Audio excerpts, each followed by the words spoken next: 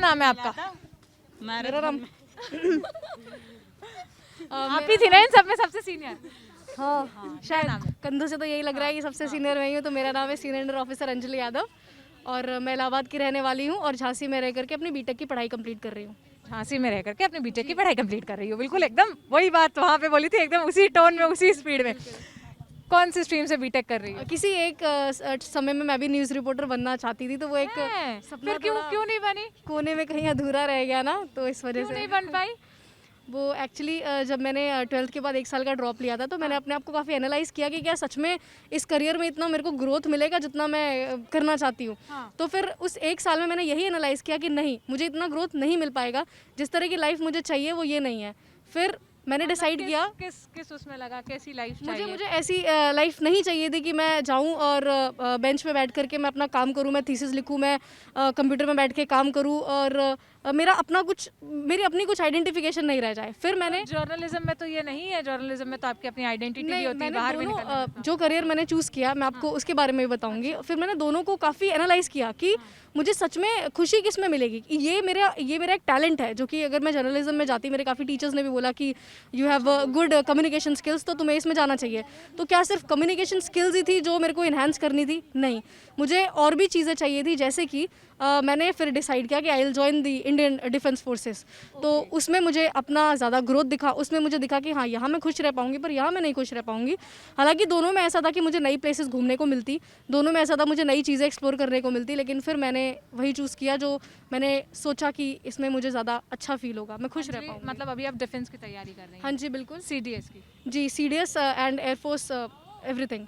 पहले एनडीए के लिए आप लोग एनडीए के लिए तो अभी एलिजिबिलिटी हुई है, हमारे टाइम पे नहीं तब थी। तब लगता नहीं था कि कितना ज़्यादा बायस सिस्टम है? हाँ, तब थोड़ा बहुत लगता था, पर उस टाइम पे भी गर्ल्स के लिए मेडिकल साइड से अगर आप 12th के बाद जाना चाहते थे तो आप उस वक्त जा सकते थे। Medical side? हाँ जी, ऑलरेडी लेकिन एक ये तो लड़कों के साथ नहीं था, लड़कों को तो ज़्यादा अपॉर्चुनिटी मिल रही थी ना? तो फौज की डिमांड भी अलग है ना। फौज में मेल ऑफिसर्स की ज़्यादा डिमांड है और फीमेल ऑफिसर्स की डिमांड कम है। वो इसी चीज़ से ऐसे ही नहीं पता लगता चल कि जाता है। फीमेल ऑफिसर्स भी ज़्यादा होनी चाहिए हाँ फौज जी में? बिल्कुल ज़्यादा होनी चाहिए। वो both are equal and both can both are equal, और ये तो इसी चीज़ से हम समझ सकते हैं कि CDS में फीमेल्स की वैकेंसी 16 होती हैं, वेराज मेन की वैकेंसी 160 होती हैं।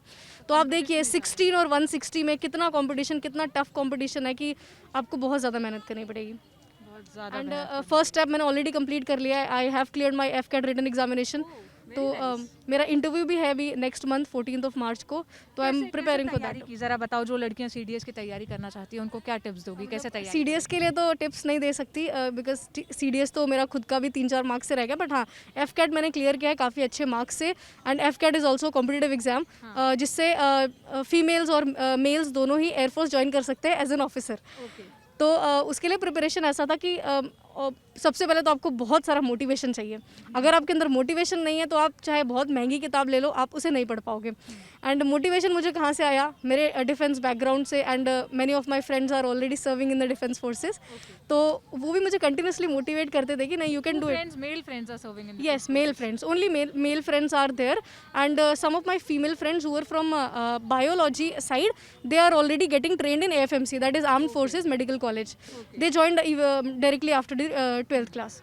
सो FCAT के लिए you need a good mathematics first of all. आपका मैथमेटिक्स अच्छा होना चाहिए, आपका जनरल नॉलेज अच्छा होना चाहिए, be aware of your surroundings, और डेली न्यूज़पेपर पढ़िए। उससे आपको मतलब काफ़ी, न्यूज़पेपर नहीं भी पढ़ रहे हैं तो आप पूरा महीना, आप महीने के एंडिंग में आपको यूट्यूब पे जा करके वीडियो देख लीजिएगा कि like June month current affairs, तो उससे आपका प्रिपरेशन। यूट्यूब वीडियोस हेल्प करते हैं जी बहुत ज़्यादा। यूट्यूब वीडियोस मैं बोलूँगी मतलब is like a blessing for all the students. This is good side of social. हाँ जी बिल्कुल, ये सोशल साइट्स की बहुत ही अच्छा एक मतलब ब्लेसिंग है कि अगर आप स्कूल नहीं जा पा रहे हो, कॉलेज नहीं जा पा रहे हो, आप टीचर्स से खुद लेक्चर्स, लाइव लेक्चर्स अटेंड नहीं कर पा रहे हो, तो आप यूट्यूब में किसी भी टीचर, बहुत सारे ऐसे टीचर्स हैं जिनको पॉपुलैरिटी नहीं मिलती है बट वो यूट्यूब पे इतना अच्छा पढ़ाते हैं। ठीक है, बाकी लड़कियों के पास चलते हैं। अच्छा आओ, चलते चलते ही बात करते हैं। एक रुको भाई, ओ मैडम। हाँ जी, अच्छा, वो देखकर भाग गई कि मैं उसके पास माइक लेकर आ जाऊंगी। क्यों? हाँ, तो जब मैं वहाँ पे बोल रही थी they all were making faces, पर मैं इनके फेसेस बनाने से डगमगाई नहीं। जब अच्छा अभी हम बात कर रहे थे तो हाँ, तो वो फेसेस बना रहे थे। क्यों, एक और टेंडेंसी है अंजलि, आप बताइए। वो भी ऐसे भागी, अब उसको मैं जाके पकड़ूंगी तो नहीं। क्यों लड़कियां भागती है कैमरे के सामने बात करने से? मे बी उनके थॉट्स क्लियर नहीं होते, उनको पता नहीं होता है कि डर रहता है कि ट्रोल हो हाँ, जाएंगी। कि हाँ ये हमसे कुछ पूछेंगे, हम उसका जवाब नहीं दे पाएंगे, तो फिर हम बड़े प्लेटफॉर्म पे ह्यूमिलिएशन का फेस कर सकते हैं। शिकार हो सकते हैं। हाँ जी।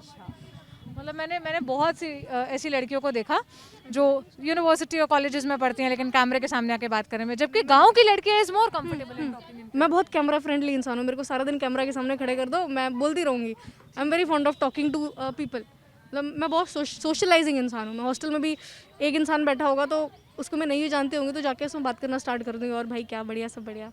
तो क्या लगता है कि ऐसे बैठ कर बात करते हैं आराम से, जब अब इतनी बढ़िया कैमरा फ्रेंडली लड़की मिली है मुझे, ऐसा कहा जाता है जो लड़कियां ज़्यादा बात करती है ना कि अरे बड़ी बात नहीं है, लड़कियां कम बात करती हुई अच्छी लगती हैं, ऐसी बातें सुनी तो होंगी, कभी तो किसी ने कहा होगा। हाँ सुनी है। सुनी है। हाँ तो मैं उनको फिर यही बताऊंगी कि जो मेरा इंटरव्यू ले रही हैं वो खुद भी जर्नलिज्म फील्ड से, अगर ऐसा है तो फिर हमें फीमेल जर्नलिस्ट जो भी है उनको त्याग देना चाहिए कि भाई आप इतना बात करते हो तो आप मत रहो इस इंडस्ट्री में। कितना सही लॉजिक दिया। हाँ जी। है ना। और मतलब घर से कैसे निकली, घर वालों को कैसे कन्विंस किया, बुंदेलखंड यूनिवर्सिटी क्यों चूज़ की? मेरे घर वाले हमेशा से इस चीज़ के लिए मतलब मेरे को कभी मना नहीं किया। उन्होंने बोला whatever you want to do in your life you are free to do, बस सेफ रहना, सिक्योर रहना, और जो भी करना अच्छा करना। और मेरा हमेशा से यही रहा है कि मुझे जॉब तो चाहिए ही, लेकिन मुझे इतना कमाना है जो कि मेरे पापा की सैलरी से ज़्यादा हो।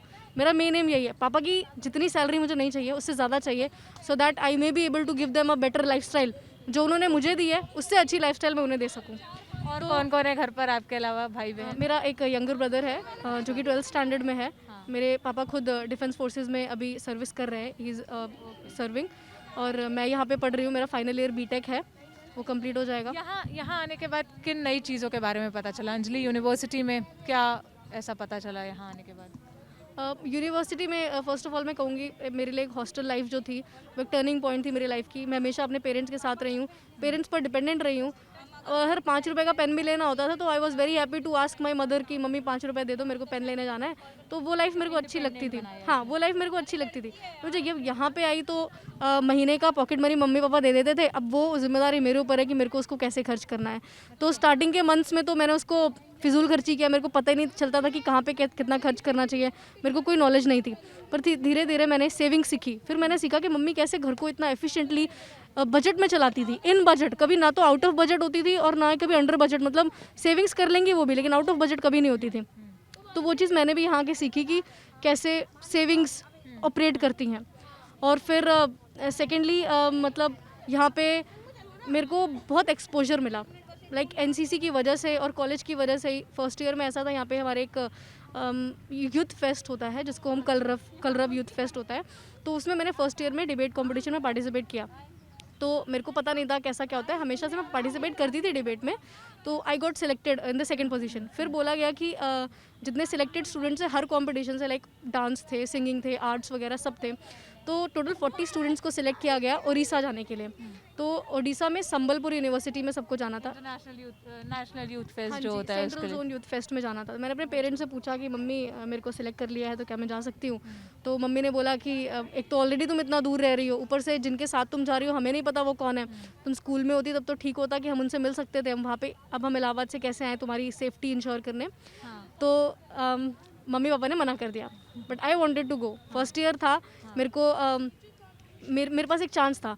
आउट ऑफ दोज 40 स्टूडेंट्स सबके सब 3rd और 4th ईयर के थे, मैं इकलौती फर्स्ट ईयर की थी। थोड़ा डर भी लग रहा था कि नई हूँ, किसी को जानती नहीं हूँ, हॉस्टल में आए सिर्फ 4 महीने हुए हैं, बट चांस नहीं खोना चाहती, मुझे नई जगह जाना है। तो I didn't tell anybody at my home कि मैं जा रही हूँ, और मैं चली गई। मम्मी ना देख रही हो मैं मम्मी देख भी रही होंगी, तो ये मम्मी लोगों के ओपिनियन को चेंज करेगा कि इतना नहीं रोकना चाहिए जब बाकी लोग और जा रहे हैं और सिक्योरिटी कॉलेज की तरफ से है। तो ये, और अगर सिक्योरिटी चाहिए भी तो पेरेंट्स को और आपको और हमें, ये हमें गवर्नमेंट और बाकी सबसे, जिस इंस्टीट्यूशन से आप जा रही है, ये इनकी भी रिस्पॉन्सिबिलिटी होनी चाहिए ना कि एक सिक्योर माहौल दें। कॉलेज वाले पूरी सेफ्टी सिक्योरिटी इंश्योर करके गए थे, लेकिन parents are parents at the end. और मैंने जैसा कि पहले बताया, मेरे पेरेंट्स इतने ज़्यादा ओवर प्रोटेक्टिव थे कि दूसरे लोगों को उन्हें कन्विंस कराना पड़ा कि ठीक है लड़की को हॉस्टल भेज दो। पेरेंट्स हमेशा इस चीज़ के लिए तो रेडी थे कि तुम्हें जो कोर्स करना है तुम करो, बट हमसे दूर रहोगे इस चीज़ के लिए हमेशा आनाकानी टाइप रहती थी। लेकिन उन्हें कन्विंस किया तो वो हो गए कि हाँ उसको वहाँ पर बेटर लाइफस्टाइल मिल सकती है, क्या पता वो अच्छा अचीव कर ले वहाँ पर। तो इस वजह से मैं यहाँ पर अंजलि की मम्मी ये वीडियो देखेंगी तो अंजलि की मम्मी को अगर आज ये बात पता भी चलती है कि वो बिना बताए उड़ीसा गई थी कंपटीशन, क्या रहा फिर, कंपटीशन जीत पाई थी? कंपटीशन में एक्चुअली मैं नहीं जीत पाई थी बिकॉज जिस दिन कंपटीशन था उस दिन मैंने देखा everybody was calling their parents, सबको कॉल कर रहे थे मम्मी को कि मम्मी मैं जा रहा हूँ, आज मेरा कंपटीशन है, पापा मैं जा रहा हूँ और सब कुछ ठीक है। तो उस वक्त मेरे को लगा, मेरे दिमाग में, मतलब मेरे साथ कभी ऐसा नहीं हुआ था, मैं हमेशा या तो फर्स्ट आती थी या तो सेकेंड आती थी, या तो फर्स्ट में ही 2 लोग आ जाते थे और मैं फर्स्ट आती थी। मतलब डिबेट कंपटीशन में मैं आज तक कभी हारी नहीं, कभी भी नहीं। इट इज़ माई टैलेंट, तो मैं कभी नहीं हारी। वहाँ पर जाके मैं स्टेज पर गई क्योंकि मेरे मम्मी पापा से कोई बात नहीं हुई थी। मैंने मम्मी को ये बोला, मम्मी कॉलेज जा रही हूँ, मैं हॉस्टल में हूँ, अभी कॉलेज जा रही हूँ। मैं बता नहीं सकती थी कि मैं उड़ीसा में हूँ, तो मैंने मम्मी को बोला कि मम्मी कॉलेज जा रही हूँ तो मैं चलती हूँ अभी, ठीक है। तो मैं ब्लेसिंग्स एक तरह से नहीं ले पाई उनसे, और जब मैं स्टेज पर गई मैंने जस्ट इतना बोला, good morning, my name is Anjali Yadav and I am here to represent Bundelkhand university, और उसके बाद सॉरी, फिर मैं स्टेज से नीचे उतर आई। ये था मेरा, और इस तरीके ब्लैंक से हो गई थी? मेरा दिमाग एकदम जैसे एकदम ब्लैकआउट हो जाना वैसा मेरा दिमाग हो गया था। मेरे दिमाग में कुछ भी नहीं था, एक वर्ड मुझे याद नहीं आ रहा था। मैं 10 सेकंड वहाँ खड़ी हुई थी स्टेज पर कुछ भी याद नहीं आया। तो उस दिन से मुझे पता चला कि मम्मी को बता के, बिना बताए तो नहीं आना चाहिए था। एटलीस्ट मुझे उनकी ब्लेसिंग्स मिलती, मुझे कुछ अच्छा सुनने को मिलता कि हाँ बेटा ब्लेसिंग से जीत ज़्यादा गया। आपको लग रहा होगा कि you are cheating on some हाँ, पार्ट क्योंकि सब लोग अपने पेरेंट्स को कॉल कर रहे थे। वहाँ पे एक इमोशनल भी मेरे दिमाग में आ गया कि यार मेरे को याद आ रही है उनकी, मैं बता भी नहीं सकती उनको कि आज उनकी बेटी के लिए कितना बड़ा दिन है। आज तक कभी नहीं बताया है मम्मी को कि नहीं, अभी तक उन्हें नहीं पता है कि मैं उड़ीसा गई थी बिना उन्हें बताए। हाँ, उन्हें अभी तक नहीं पता है। देखिए, ये थी अंजलि की कहानी। ये अंजलि ने अपना एक बहुत बढ़िया पर्सनल किस्सा शेयर किया।